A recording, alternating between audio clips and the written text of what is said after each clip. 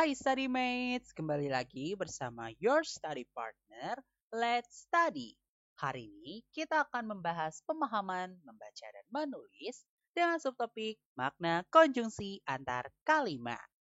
Bahan pembelajaran ini dibiayai oleh donatur Let's Study.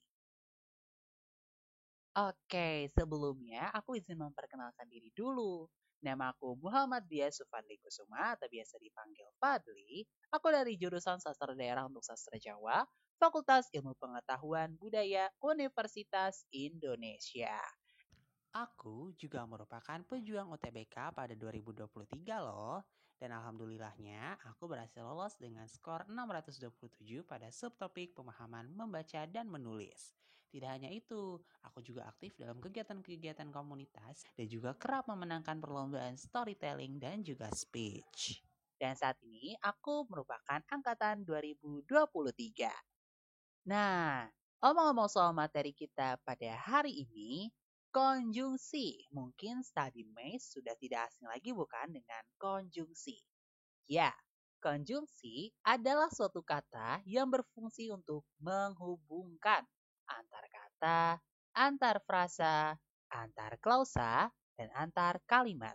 Atau mungkin study mates pernah mendengar ya konjungsi itu sebagai kata penghubung. Ya, itu sama saja. Nah, di sini aku sudah memberikan contoh untuk konjungsi. Ibu dan ayah mengajakku ke pantai. Kata dan merupakan contoh konjungsi. Dia dihukum karena tidak mengerjakan PR. Kata karena juga merupakan contoh konjungsi. Saya dapat membeli mobil atau motor. Kata atau juga merupakan contoh konjungsi. Dia mempunyai banyak uang, namun dia tidak bahagia. Kata namun merupakan contoh konjungsi. Saya pergi ketika dia datang.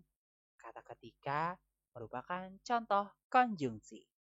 Nah, setelah kita mengetahui pengertian dari konjungsi itu sendiri, kita akan lanjut ke pembahasan selanjutnya. Yang selanjutnya, kita akan membahas tentang jenis-jenis konjungsi. Jadi, study mates, konjungsi itu punya beberapa jenis. Yang pertama, untuk jenis intra kalimat atau di dalam kalimat. Memiliki jenis setara atau koordinatif, bertingkat atau subordinatif, dan juga berpasangan atau korelatif. Untuk yang setara atau koordinatif merupakan konjungsi yang terletak pada kalimat yang setara. Tidak bisa diletakkan pada awal kalimat. Dan untuk contohnya, ada kata dan, atau, tetapi, sedangkan. Nah, ini dia contoh penggunaannya. A dan B. A, B, dan C. A atau B. A, B, atau C. Titik-titik, tetapi, titik-titik-titik. Titik-titik, sedangkan, titik-titik-titik. Nah, jadi untuk contoh penggunaannya. Yang selanjutnya, untuk jenis subordinatif. Yang berfungsi untuk menghubungkan kalimat bertingkat atau dua bagian klausa yang tidak setara. Biasanya diletakkan pada awal kalimat, kecuali kata sehingga, maka, dan juga sampai. Untuk contoh, konjungsi subordinatif yaitu adalah kata sejak, jika, dengan, sehingga. Contoh penggunaannya seperti apa? Yang pertama, saya makan jika lapar. Jika lapar, saya makan. Ia melatih anak-anaknya dengan sabar. Dengan sabar, ia melatih anak-anaknya. Itu dia contoh penggunaan untuk jenis konjungsi subordinatif. Yang selanjutnya, berpasangan atau korelatif. Untuk jenis konjungsi korelatif itu berfungsi menghubungkan kalimat setara dengan berpasangan. Contohnya, tidak, titik-titik-titik, tetapi. Nah, titik-titik di sini merupakan kata lainnya yang akan mengisi.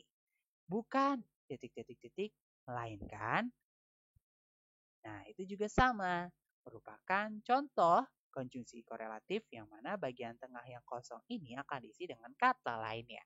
Contoh penggunaannya, itu bukan pesawat, melainkan jet. Dia tidak bodoh, tetapi malas. Nah, itu dia jenis konjungsi intrakalimat. Nah, di sini aku sudah menyantumkan beberapa contoh lainnya.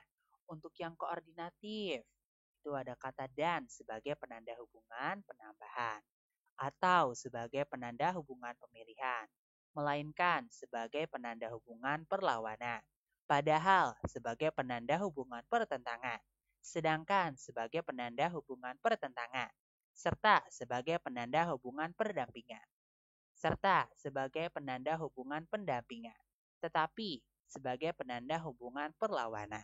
Lalu untuk yang korelatif, baik maupun, tidak hanya, tetapi juga, bukan hanya, melainkan juga, demikian, sehingga, sedemikian rupa, sehingga, apakah, atau, entah, entah, jangankan, pun. Nah, itu dia untuk contoh yang korelatif.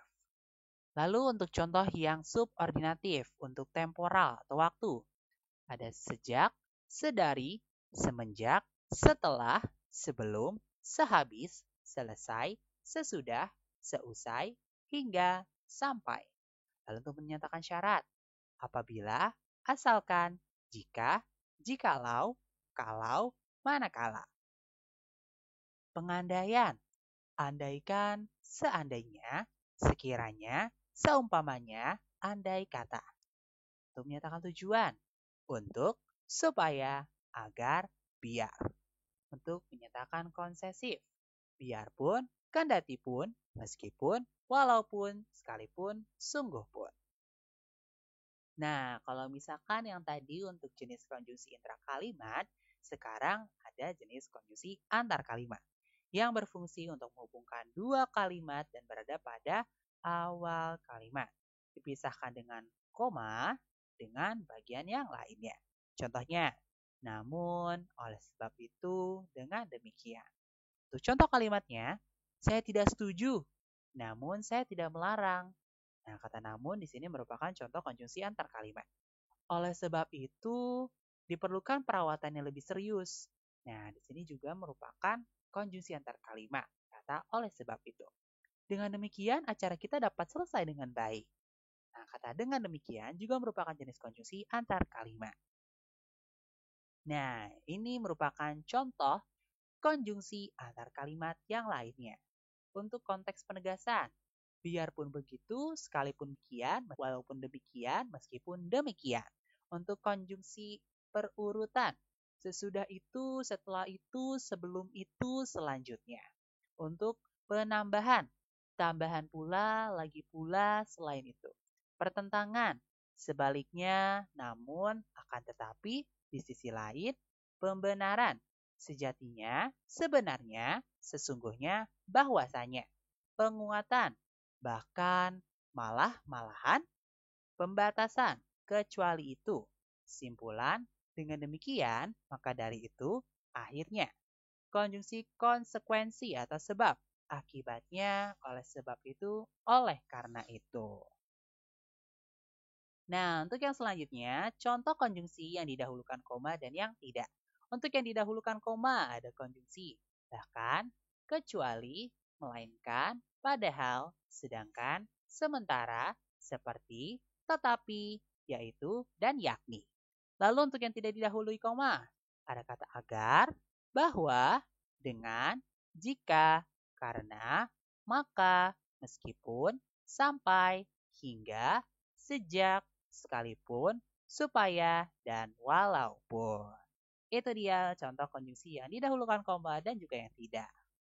Nah, sekarang kita akan masuk ke contoh soal. Contoh soal yang pertama. Minyak jahe memberikan aroma jahe yang khas. Ekstrak jahe menimbulkan rasa pedas. Kata penghubung yang tepat untuk melengkapi kalimat tersebut adalah, nah kira-kira kata penghubung apa nih yang tepat? Coba kita lihat. Karena minyak jahe memberikan aroma jahe yang khas karena ekstrak jahe menimbulkan rasa pedas. Tidak. Namun, minyak jahe memberikan aroma jahe yang khas. Namun, ekstrak jahe menimbulkan rasa pedas. Berarti namun di sini merupakan pertentangan dong. Sehingga, minyak jahe memberikan aroma jahe yang khas. Sehingga ekstrak jahe menimbulkan rasa pedas. Ini juga tidak. Meskipun minyak jahe memberikan aroma jahe yang khas, meskipun ekstrak jahe menimbulkan rasa pedas. Ini juga tidak mungkin.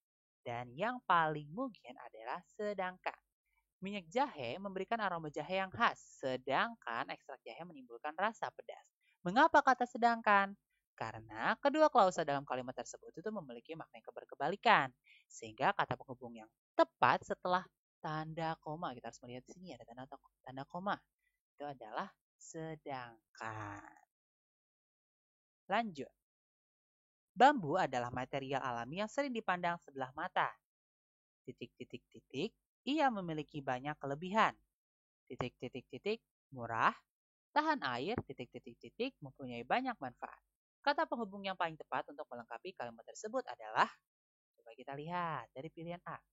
Karena ia memiliki banyak kelebihan, di sini juga tidak mungkin. Sehingga ia memiliki banyak kelebihan, itu juga tidak mungkin. Namun, ia memiliki banyak kelebihan. Bisa, juga murah, itu sudah tidak bisa. Kata juga, padahal tidak disebutkan untuk poin sebelumnya apa, sehingga penggunaan kata juga menjadi tidak tepat.